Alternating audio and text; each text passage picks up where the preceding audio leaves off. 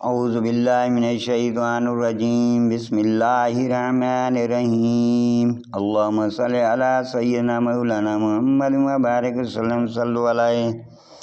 اور اسی طرح ہم آیاتوں کو مفصل بیان فرماتے ہیں، اور اس لیے کہ مجرموں کا راستہ ظاہر ہو جائے تو تم فرماؤ مجھے منع کیا گیا ہے کہ انہیں پوجوں جن کو تم اللہ کے سوا پوجتے ہو۔ تم فرماؤ میں تمہاری خواہش پر نہیں چلتا، یوں ہو تو میں بہک جاؤں اور راہ پر نہ رہوں۔ تم فرماؤ تو میں اپنے رب کی طرف سے روشن دلیل پر ہوں اور تم اسے جھٹلاتے ہو۔ میرے پاس نہیں جس کی تم جلدی مچا رہے ہو، حکم نہیں مگر اللہ کا، وہ حق فرماتا ہے اور وہ سب سے بہتر فیصلہ کرنے والا۔ تم فرماؤ اگر میرے پاس ہوتی وہ چیز جس کو تم جلدی کر رہے ہو تو مجھ میں تم میں کام ختم ہو چکا ہوتا، اور اللہ خوب جانتا ہے ستم گاروں کو، اور اس کے پاس ہیں کنجیاں غیب کی، اور انہیں وہی جانتا ہے، اور جانتا ہے جو کچھ خشکی اور تری میں ہے، اور جو پتا گرتا ہے وہ اسی جانتا ہے، اور کوئی دانہ نہیں زمین کے اندھیروں میں، اور نہ کوئی تر اور نہ کوئی خشک جو ایک روشن کتاب میں لکھا نہ ہو، اور وہی ہے جو رات کو تمہاری روحیں قبض کرتا ہے اور جانتا ہے کہ جو کچھ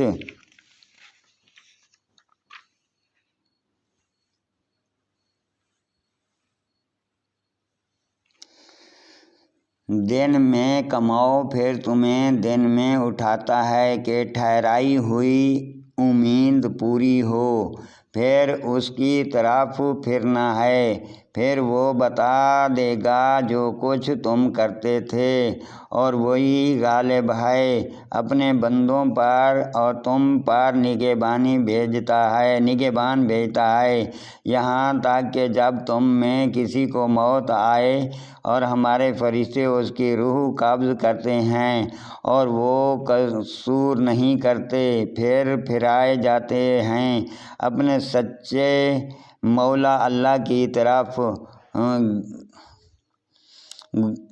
سنتا ہے اور اس کا حکم ہے، اور وہ سب سے جلد حساب کرنے والا ہے۔ تم فرماؤ وہ کون ہے جو تمہیں نجات دیتا ہے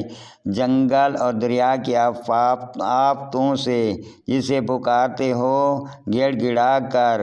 اگر ایسا، اور اگر وہ ہمیں اس سے بچائے تو ضرور احسان مانیں گے۔ تم فرماؤ اللہ تمہیں نجات دیتا ہے اس سے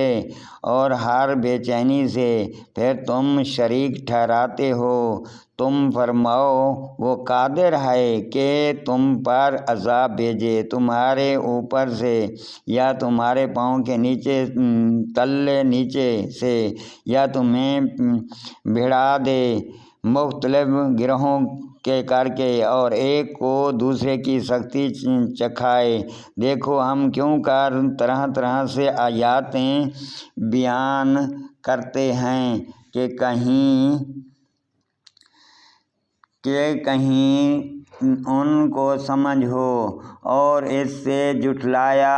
تمہاری ہی قوم نے، اور یہی حق ہے۔ تم فرماؤ میں تم پر کچھ کڑوڑا حکم آلا نہیں، ہر چیز کا ایک وقت مقرر ہے، اور عن قریب جان جاؤ گے۔ اور اس سے سننے والے جب تو انہیں دیکھے جو ہماری آیاتوں پر پڑھتے ہیں تو ان سے منہ پھیریں جب تک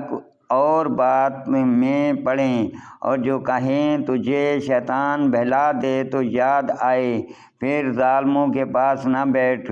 اور پرہیزگاروں پر ان کے حساب سے کچھ نہیں۔ ہاں، نصیحت دینا شاید وہ باز آئیں اور چھوڑ دیں ان کو جنہوں نے اپنے دین ہنسی کھیل بنا لیا اور انہیں دنیا کی زندگانی نے فریب دیا، اور قرآن سے نصیحت دو۔ اگر کہیں کوئی جان اپنے کیے ہوئے پر پکڑی نہ جائے، اللہ کے سوا نہ اس کا کوئی حمایتی ہو نہ سفارشی، اور اگر اپنے اوز سارے بدلے دے تو ان سے نہ لیے جائیں۔ یہ ہیں وہ جو اپنے کیے پر پکڑے گئے، انہیں پینے کا گھولتا ہوا پانی اور دردناک عذاب ہے۔